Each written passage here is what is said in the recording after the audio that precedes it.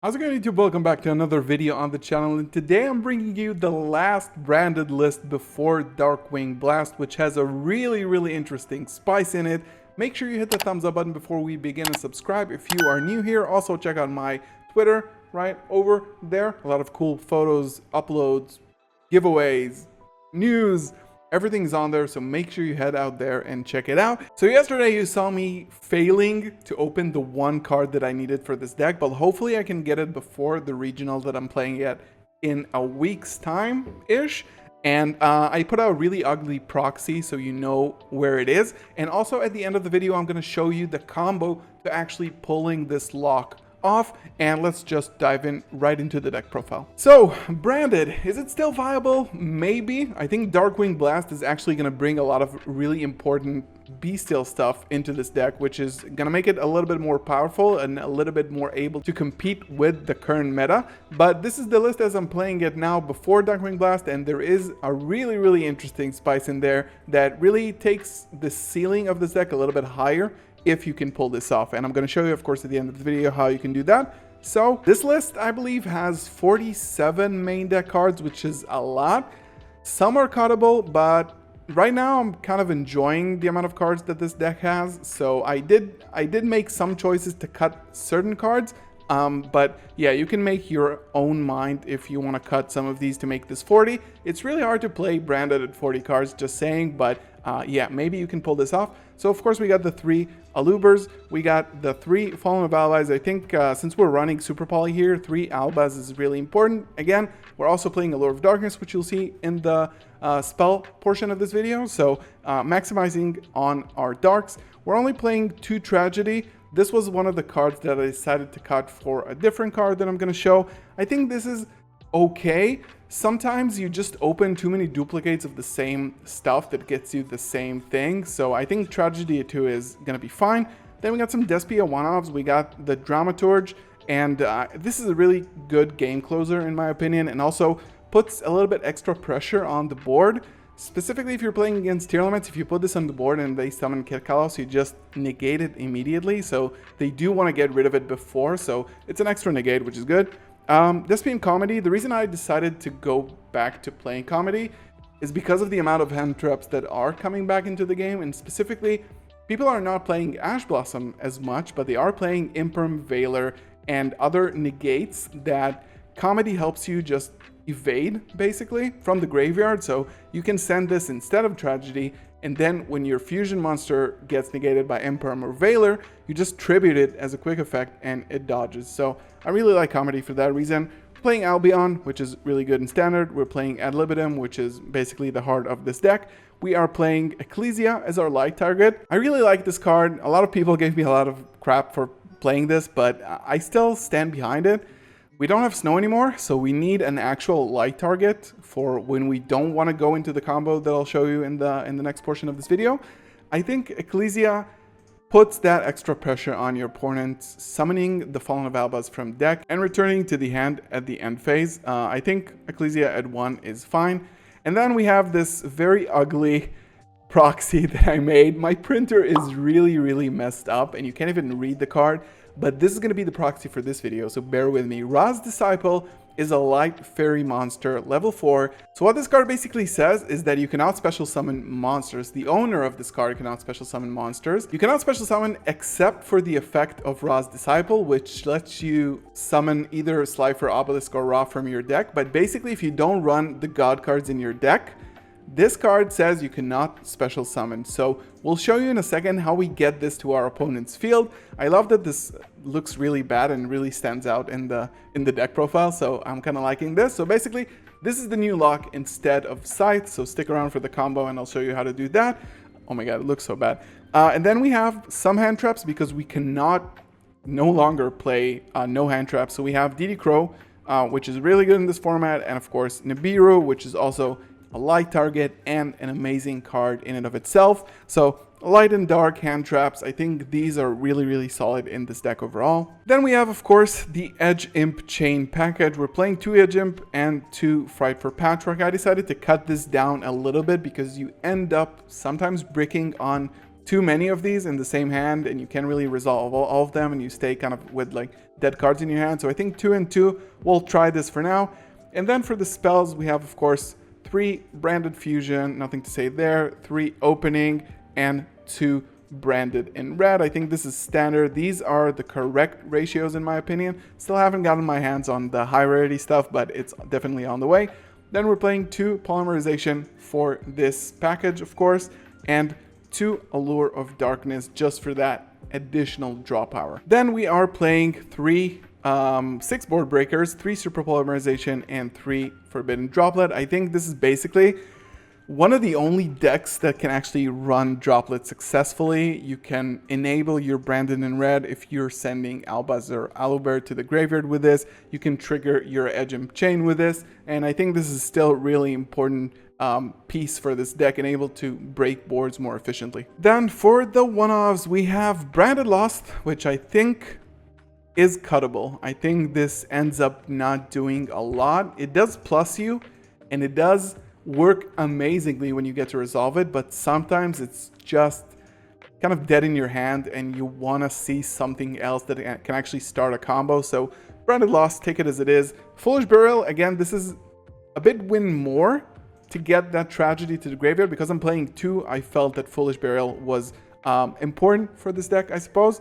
Then we have the Theater, we have Called by the Grave, we have Branded Banishment, which I'm thinking about playing 2 overall, 1 in the side and 1 in the main deck. This card, if you put this on the field against tier elements, they automatically lose. So you can just banish their monsters to fusion summon a monster of your own. They don't get to trigger their effects, and this is super strong right now. A lot of the times when I'm playing, I'm actually going for this line instead of Branded in red, just because this is so much more impactful. And especially with Garura in the game now, you can actually fuse any deck that has the same types and attributes, just make Garura, just get rid of 2 monsters on their board. So I think this is a really key component. And then we of course have Branded Expulsion, which is the enabler for the combo that this deck does. If you don't know what this card do, you can also check out my Cyclock video that I made previously, but this is a card out of Power of the Elements that basically says you can tribute 1 fusion monster and target 2 non-fusions that are either banished or in the graveyard. Special summon both of them, 1 to each field. If you tribute an Albaz fusion monster, you can summon both to your field, but this is not what we're doing. What we're basically trying to do is tribute a fusion monster to give our opponent the Ra's Disciple, and then they can just not special summon monsters at all. And this basically locks them out of the game. Not 100% good against decks like Flaunderies, but most decks gets locked out of their entire engine when you resolve this card against them. So this is the bread and butter of the deck. And let's jump into the extra deck and then show you the combo. The extra deck is really tight, and I'm still kind of playing around the ratios to see what's actually correct. But we have 3 Albion, 2 Lobelion, 2 Mirror Jade, 2 Masquerade, which is still very, very good. We're playing the 1 Guardian Chimera. We're playing the Alba Lanitus because dragons are sort of still a thing. We'll see if this has to stick around, but this could possibly be taken out for Guardian Chimera for the second one. But a lot of times when I'm playing against like dragon decks, I feel bad not having this when I really need it. So this is why it's here. Then we have the 1 Quiritis, we have the Dragostapelia, Mudragon, and Garura, both of these for super polymerization, and of course, Dragostapelia is such a good card on its own.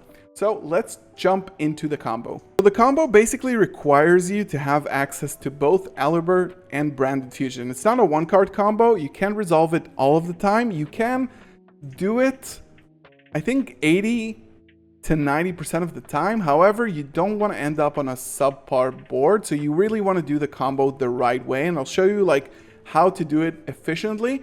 And if you don't have a hand that can actually go for this combo successfully, you just go for the regular branded field that is really good on its own with a banish and a negate, maybe Masquerade to burn additional damage. And you can still do that if you don't have the 2-card combo, but it's not very hard to get to that combo, and it actually dodges a lot of important hand traps that are being played right now in the game because it can special summon from the banished zone. So let's show you a hand here and show you how to play the combo.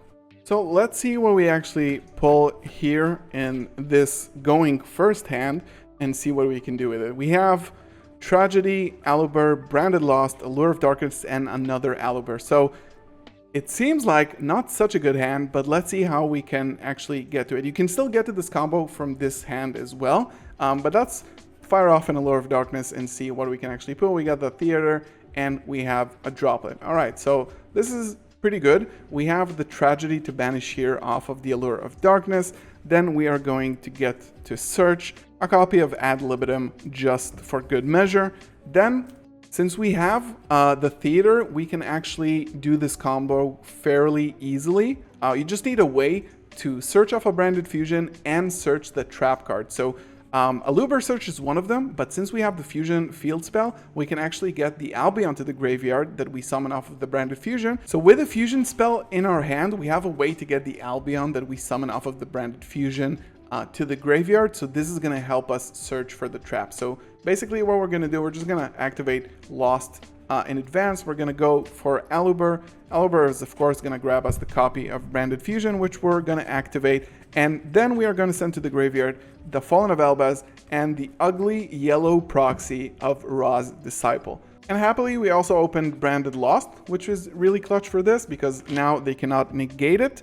And what we do here is actually try to get the Ra's Disciple into the banished zone in order for us to not get DD Crowed when we actually activate the trap. So what we're going to do here is just banish the Ra's Disciple and the Aluber to make whatever you want. You can make Aquarius or a Masquerade here. I personally like to go into Masquerade because it just enables us to put a little bit more pressure on our opponent. And also, we're going to search with Branded Lost as well. We can go into something like Albion to refresh our hand. There we go. We're just going to activate it immediately to get us a copy of Branded Opening into the graveyard so our fusions cannot be destroyed. Then we're going to put the Albion to the bottom of the deck and draw an additional card.